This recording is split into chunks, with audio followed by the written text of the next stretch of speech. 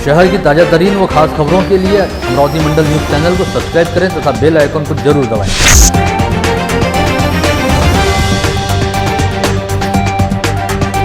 नमस्कार, दैनिक अमरावती मंडल के मंडल news bulletin में आप सभी का स्वागत है। आइए पेश करते हैं आज की कुछ खास खबरें।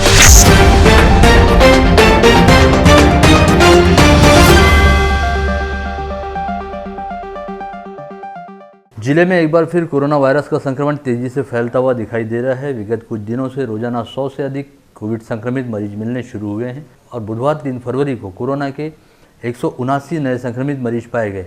इसके साथ ही जिले में कोरोना के कुल संक्रमितों की संख्या 22,276 पर जा पहुंची है। लंबे समय बाद ऐसा पहली बार हुआ है जब एक ही दिन के दौरान कोरोना के करीब 250 नए संक्रमित मरीज पाए गए। ऐसे में अंदेशा जताया जा रहा है कि अब एक बार फिर से जुलाई से सितंबर माह की तरह कोरोना की संक्रामक महामारी रफ्तार पकड़ने जा रही है। जिला सामान्य अस्पताल द्वारा दी गई जानकारी के मुताबिक बुधवार को RT-PCR टेस्ट में 127 व रैपिड एंटीजन टेस्ट में 52 लोगों की रिपोर्ट पॉजिटिव आई, जिनमें 7 अल्पवयीन बच्चों से 99 पुरुषों व 73 महिलाओं का समावेश रहा। इसमें 2 बच्चों की आयु मात्र 2 माह व 3 वर्ष की है। इसमें अमरावती शहर के 133 व ग्रामीण इलाकों के 46 लोगों का समावेश है। इसका सीधा मतलब है कि इन दिनों अमरावती के शहरी इलाकों में कोरोना का संक्रमण बड़ी तेजी के साथ पांव पसार रहा है। इन दिनों शहर में हर ओर जबरदस्त भीड़भाड़ का आलम है और अधिकांश लोग बाग बिना मास्क पहने ही अपने घरों से बाहर निकल रहे हैं। साथ ही सार्वजनिक स्थानों पर अब सोशल डिस्टेंसिंग के नियमों का कोई पालन होता दिखाई नहीं दे रहा। संभवतः यही वजह है कि विगत कुछ दिनों से कोरोना की संक्रामक महामारी तेजी से फैल रही है और पिछले 10 दिनों के दौरान 1073 नए संक्रमित मरीज पाए जा चुके हैं। यानी एक बार फिर रोजाना करीब 100 के आसपास संक्रमित मरीज मिलने का सिलसिला शुरू हो गया है, जो अमरावती शहर सहित जिले के लिए चिंता का सबब कहा जा सकता है। जिले में लगातार बढ़ रही कोरोना संक्रमितों की संख्या के मद्देनजर जिलाधीश शैलेश नवाल ने सभी लोगों से मास्क, सैनिटाइजर और सोशल डिस्टेंसिंग के नियमों का पालन करने का आह्वान किया है। उन्होंने कहा कि सर्वाधिक दुख की बात यह है कि इन दिनों तमाम आह्वान व निवेदन करने के बावजूद लोग बाग त्रिसूत्री के नियमों का पालन नहीं कर रहे, जबकि खतरा अब तक टला नहीं है, बल्कि इन दिनों धीरे धीरे खतरा एक बार फिर बढ़ रहा है। वहीं महानगरपालिका आयुक्त प्रशांत रोड़े का इस संदर्भ में कहना रहा कि सितंबर माह के बाद जैसे जैसे कोरोना संक्रमण की रफ्तार सुस्त हुई, वैसे ही सभी ने राहत की सांस ली थी। लेकिन अब विगत 8-10 दिनों से जिस तरह संक्रमितों की संख्या बढ़ रही है, उसे देखते हुए यह बेहद जरूरी हो गया है कि पहले की तरह उपायों को कड़ाई के साथ लागू किया जाए। ऐसे में अब एक बार फिर कोरोना संक्रमित पाए जाने वाले मरीजों की कॉन्टैक्ट ट्रेसिंग की जाएगी। साथ ही साथ संक्रमण को रोकने हेतु पहले की तरह संक्रमित मरीज के घर के आसपास कंटेनमेंट जोन बनाने के बारे में भी विचार किया जाएगा। निगमायुक्त प्रशांत रोड़े के मुताबिक प्रशासन अपनी ओर से इस बीमारी को नियंत्रित करने के पूरे प्रयास कर रहा है, लेकिन इसमें नागरिकों की ओर से भी अपेक्षित सहयोग मिलना बेहद जरूरी है। वहीं दूसरी ओर सर्वाधिक सुखद खबर यह है कि विगत 6 दिनों के दौरान कक्षा 5वीं से 8वीं का कोई भी विद्यार्थी कोरोना संक्रमित नहीं हुआ है। शालेय शिक्षा विभाग ने विगत 27 जनवरी से 5वीं से 8वीं की कक्षाओं को कोरोना काल के बाद शुरू किया और जिले के कुल 1,82,449 में से 75,545 विद्यार्थियों ने कक्षाओं में अपनी हाजिरी दर्शाई, जिसमें से एक भी विद्यार्थी कोरोना संक्रमित नहीं पाया गया। लेकिन विगत 23 से 25 जनवरी के दौरान जिन 5,319 शिक्षकों ने अपनी कोविड टेस्ट कराई थी, उसमें से अब तक 57 शिक्षकों की कोविड टेस्ट रिपोर्ट पॉजिटिव आई है। इन शिक्षकों को शाला में आने से मना किया गया है और फिलहाल आइसोलेशन के तहत रखा गया है। केंद्रीय वित्त मंत्री निर्मला सीतारामन द्वारा पेश किए गए बजट में सोने व चांदी पर आयात शुल्क घटाए जाने की वजह से विगत 2 दिनों के दौरान सोने व चांदी के दामों में लगातार गिरावट देखी जा रही है। बजट पेश किए जाने के 2 दिनों के दौरान सोना 50,900 रुपये प्रति तोला की दर से घटकर 49,500 रुपये की दर पर आ चुका है। ऐसे में इस चमकीली पीली धातु के दामों में प्रति तोला 1,400 रुपये की कमी आई है। वहीं दूसरी ओर 2 दिन पहले तक 74,000 रुपये प्रति किलो की दर पर रहने वाली चांदी अब 2 दिन बाद 5,000 रुपये से घटकर 69,000 रुपये प्रति किलो पर आ चुकी है। बजट पेश किए जाने के बाद से ही यह अंदेशा जताया जा रहा था कि आयात शुल्क घटने की वजह से आने वाले दिनों में सोने व चांदी के दामों में गिरावट दर्ज की जाएगी और यह अंदेशा अब पूरी तरह से सही साबित हो रहा है। पूर्व जिला पालक मंत्री प्रवीण पोटे पाटिल व भाजपा शहराध्यक्ष किरण पातुरकर के नेतृत्व में शहर भाजपा द्वारा राजापेट थाने के पुलिस निरीक्षक मनीष ठाकरे को ज्ञापन सौंपते हुए कहा गया कि विगत 30 जनवरी को पुणे में आयोजित यलगार परिषद के कार्यक्रम दौरान अलीगढ़ मुस्लिम विद्यापीठ से आए शर्जिल उस्मानी नामक वक्ता ने भारतीय गणराज्य व हिंदू धर्म को लेकर बेहद आपत्तिजनक भाषण दिया। ऐसे में शर्जिल उस्मानी के खिलाफ देशद्रोह सहित धार्मिक भावनाएं भड़काने का मामला दर्ज किया जाए। राष्ट्रवादी कांग्रेस पार्टी के अमरावती विधानसभा क्षेत्र अध्यक्ष धीरज श्रीवास द्वारा निगमायुक्त प्रशांत रोड़े को सौंपे गए ज्ञापन में कहा गया, अमरावती शहर के बीचों बीच राजापेट स्थित दीपार्चन हॉल व जयस्तंभ चौक परिसर स्थित तखतमल एस्टेट की संपत्तियों का अनधिकृत तौर पर व्यावसायिक रूप से प्रयोग किया जा रहा है। साथ ही यहां पर गैर कानूनी तरीके से कई अनधिकृत निर्माण भी किए गए हैं। इसके साथ ही तखतमल श्री वल्लभ चैरिटेबल ट्रस्ट द्वारा वालकट कंपाउंड परिसर में शिक्षा विभाग व मनपा के नियमों का उल्लंघन करते हुए दीपा एजुकेशन स्कूल चलाई जा रही है।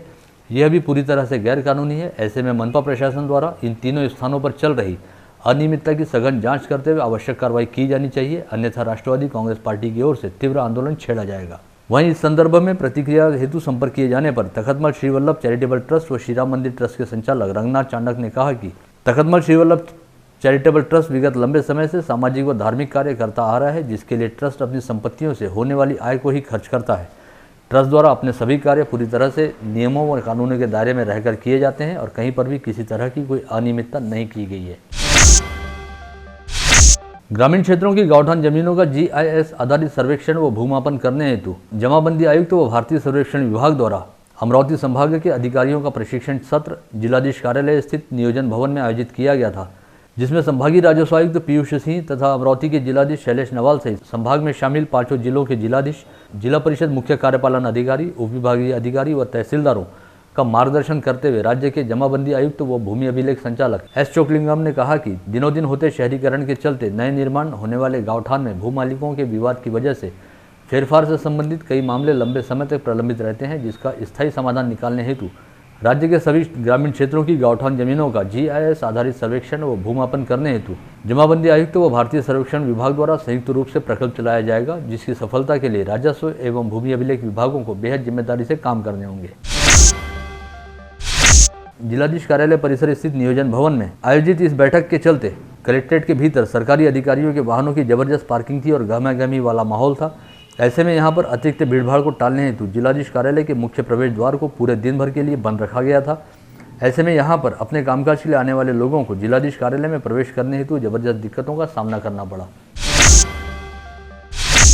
महिला आर्थिक विकास महामंडल की अध्यक्षा ज्योति ठाकरे ने मोर्शी में झेप लोक संचालित साधन केंद्र के जरिए स्थापित रेडीमेड गारमेंट जोन का शुभारंभ करते हुए कहा कि इन दिनों अपने घर परिवार की जिम्मेदारी को सफलतापूर्वक पूर्ण करते हुए महिलाओं ने सभी क्षेत्रों में अपने कदम बढ़ाए हैं और बचत गुट की वजह से महिलाओं के व्यक्तित्व व कौशल्य कार्य का भी विकास हुआ है।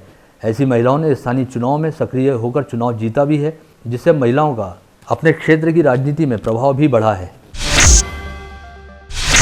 स्थानीय संत गाड़गे बाबा अमरावती विद्यापीठ का 37वां दीक्षांत समारोह आगामी 21 फरवरी को सुबह 11 बजे ऑनलाइन आयोजित किया गया है, जिसमें राज्यपाल व कुलपति भगत सिंह कोश्यारी राजभवन से ऑनलाइन उपस्थित रहेंगे। वहीं केंद्रीय भूतल परिवहन मंत्री नितिन गडकरी इस समारोह हेतु संत गाड़गे बाबा अमरावती विद्यापीठ में प्रत्यक्ष उपस्थित रहेंगे। यह दीक्षांत समारोह अमरावती विद्यापीठ के KV देशमुख सभागार में आयोजित किया गया है। भंडारा के सरकारी अस्पताल स्थित NICU में घटित अग्निकांड को देखते हुए अब स्वास्थ्य महकमे द्वारा महाराष्ट्र सुश्रूषा गृह पंजीयन अधिनियम में संशोधन करने का फैसला लिया गया है, जिसके लिए सरकार द्वारा एक अधिसूचना जारी की गई है, जिसके मुताबिक प्रत्येक अस्पताल व प्रसूति गृह को साल में 2 बार अपना पंजीयन कराना अनिवार्य रहेगा। साथ ही इस अधिसूचना में यह भी कहा गया है कि प्रत्येक बेड के लिए कम से कम 35 स्क्वायर फीट का क्षेत्रफल रहना जरूरी होगा। अस्पतालों के पंजीयन व नूतनीकरण हेतु अब बेड संख्या के आधार पर स्थानीय प्राधिकरण द्वारा शुल्क लगाया जाएगा। साथ ही शिकायत निवारण कक्ष की स्थापना करते हुए शिकायतों के निवारण हेतु वैद्यकीय अधिकारी को स्थानीय पर्यवेक्षी अधिकारी के तौर पर नियुक्त किया जाएगा। दरियापुर नगर पालिका की नगराध्यक्ष नलिनी प्रकाश भारसाखले को नगर विकास मंत्रालय के अवर सचिव द्वारा कारण बताओ नोटिस जारी करते हुए 15 दिनों के भीतर स्पष्टीकरण के साथ ही अपना जवाब देने हेतु कहा गया है। इस आशय की जानकारी नगराध्यक्ष नलिनी भारसाखले की शिकायत करने वाले 12 नगर सेवकों द्वारा पालिका में बुलाई गई पत्रकार परिषद में दी गई। इन 12 सदस्यों ने विगत 5 अगस्त 2020 को जिलाधीश के पास नगराध्यक्ष नलिनी भारसाखले के खिलाफ शिकायत दर्ज कराई थी, जिसमें कहा गया था कि नगराध्यक्ष नलिनी भारसाखले के पति प्रकाश भारसाखले सरकारी कामकाज में हस्तक्षेप करते हैं। साथ ही दोनों पति पत्नी नगर सेवकों सहित पालिका पदाधिकारियों और अधिकारियों के साथ असभ्य बर्ताव भी करते हैं। इसके अलावा पालिका की सभाएं भी समय पर नहीं ली जाती और पालिका के कामकाज को मनमाने ढंग से चलाया जा रहा है। इन नगर सेवकों द्वारा की गई शिकायत की जांच किए जाने के बाद नगराध्यक्ष नलिनी भारसाखले को सकृत दर्शनी दोषी पाया गया था, जिसकी रिपोर्ट नगर विकास विभाग को भेजी गई थी। पश्चात विभाग की अवर सचिव प्रतिभा पाटिल के हस्ताक्षर से जारी पत्र के जरिए विगत 25 जनवरी को नगराध्यक्ष नलिनी भारसाखले को कारण बताओ नोटिस जारी की गई, जिसमें उन्हें 15 दिनों के भीतर अपना स्पष्टीकरण और जवाब देने हेतु कहा गया है। स्थानीय चौधरी चौक पर सोहित सेल्स नामक प्रतिष्ठान का विगत अनेक वर्षों से संचालन करते हुए ग्राहकों की पसंद पर हमेशा खरे उतरने वाले चौधरी परिवार द्वारा अब बडनेरा रोड पर नवाते परिसर में अपना नया शोरूम खोला गया है, जहां पर विश्वविख्यात ब्रांड LG के एक से बढ़कर एक इलेक्ट्रॉनिक्स उत्पाद बिक्री हेतु उपलब्ध कराए गए हैं। इस शोरूम का उद्घाटन सोहित सेल्स के संचालक सोहित चौधरी के दादाजी आत्माराम चौधरी के हाथों विधिवत फीता काटकर किया गया। उद्घाटन अवसर पर LG कंपनी के अधिकारियों और चौधरी परिवार के सदस्यों सहित शहर के विभिन्न गणमान्य उपस्थित थे। राज्य परिवहन महामंडल के दरियापुर डिपो को शुक्रवार से डीजल की आपूर्ति न होने की वजह से मंगलवार को दरियापुर डिपो की 47 में से 40 बसें बंद रखने की नौबत आई। डिपो व्यवस्थापक के मुताबिक ST के पास डीजल भरने के लिए पैसे ही नहीं रहने की वजह से बसों को फिलहाल बंद रखा गया है। विदर्भ कबड्डी एसोसिएशन की ओर से 31 जनवरी से 1 फरवरी तक समर्थ क्रीडा मंडल बालाजी प्लॉट के मैदान पर अमरावती जिला कबड्डी स्पर्धा चयन परीक्षा प्रक्रिया अमल में लाई गई। 2 दिन चली इस चयन प्रक्रिया का समापन 1 फरवरी को हुआ, जिसके समापन अवसर पर विधायक सुलभा खुड़के ने कहा कि वे अमरावती में इंडोर कबड्डी स्पर्धाओं को बढ़ावा देने हेतु तब अपनी ओर से तमाम प्रयास करेंगी। शहर के छत्तीस तालाब परिसर में वन्यजीव फोटोग्राफर डॉक्टर सुभाष अंबाड़कर व विनय बढ़े को हाल ही में मोटी टिबुकली नामक दुर्लभ पक्षी के दर्शन हुए। यह पंछी मेहमान के तौर पर यहाँ पहुँचा है। बतख के आकार वाली इस पंछी के पूंछ नहीं होती और यह पक्षी विशेष तौर पर बलूचिस्तान व लद्दाख परिसर में पाया जाता है। रामपुरी कैंप परिसर में पार्षद श्रीचंद तेजवानी के प्रयास व निर्देशों के अनुसार समूचे परिसर में विकास कार्य युद्ध स्तर पर जारी है। तेजवानी द्वारा किए गए प्रयासों से जिले के पूर्व पालक मंत्री तथा विधान परिषद सदस्य प्रवीण पोटे पाटिल द्वारा यहां पर विकास कार्य के लिए निधि उपलब्ध कराया गया है। इन सभी विकास कामों का पार्षद तेजवानी व स्थानीय नागरिकों की उपस्थिति में भूमि पूजन कार्यक्रम आयोजित किया गया था। वर्धा जिले के भूगांव स्थित उत्तम गालवा मेटालिक लिमिटेड नामक केमिकल फैक्ट्री में बुधवार की सुबह 10 बजे के दौरान जबरदस्त विस्फोट हुआ, जिसमें 38 मजदूर गंभीर रूप से झुलस गए। इसमें से 3 मजदूरों की हालत चिंताजनक रहने के चलते उन्हें नागपुर के ऑरेंज सिटी हॉस्पिटल में रेफर किया गया है। वहीं शेष सभी मजदूरों को सावंगी मेघे स्थित दत्ता मेघे हॉस्पिटल में भर्ती कराया गया है। जो ब्लास्ट फर्नेस में ये एक्सीडेंट हुआ है, तो ब्लास्ट फर्नेस में एक टूएर करके कोई इक्विपमेंट है, तो उस इक्विपमेंट से जब उसको खोला गया तो उसमें से गर्म हवा निकली और गर्म हवा के साथ में पार्टिकल्स निकले, तो जिसमें कि वहां पे जो काम कर रहे हुए लोग थे तो उनको चोटें आई, मतलब बर्न इंजरीज हुई। अकोट तहसील में कल मंगलवार को एक ही दिन में 2 हत्या व 1 आत्महत्या की घटनाएं घटित होने से जबरदस्त हड़कंप व सनसनी व्याप्त है। 2 फरवरी को घटित अलग अलग घटनाओं में कुल 3 लोगों की मौत हुई, जिनमें 1 पुरुष, 1 महिला व 1 युवती का समावेश है। अकोट तहसील के सुखली तथा अकोली जहांगीर गांव में हत्या की घटना घटित हुई। वहीं अकोट शहर के राज्य प्लॉट में आत्महत्या वाली घटना उजागर हुई।